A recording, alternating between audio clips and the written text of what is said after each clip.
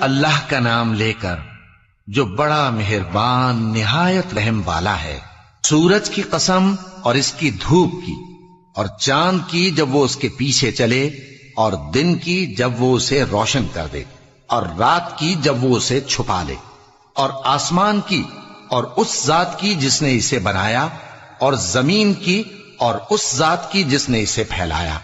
اور نفس انسانی کی اور اس کی جس نے اسے درست کر کے بنایا۔ پھر اس کو بدکاری سے بچنے اور پرہیزگار بننے کی سمجھ دی کہ جس نے اپنے نفس کو پاک رکھا وہ مراد کو پہنچا، اور جس نے اسے خاک میں ملایا وہ نامراد رہا۔ قوم سمود نے اپنی سرکشی کے سبب پیغمبر کو جھٹلایا۔ جب ان میں سے ایک نہایت بدبخت اٹھا تو اللہ کے پیغمبر صالح نے ان سے کہا کہ اللہ کی اونٹنی اور اس کے پانی پینے کی باری سے خبردار رہو، مگر انہوں نے پیغمبر کو جھٹلایا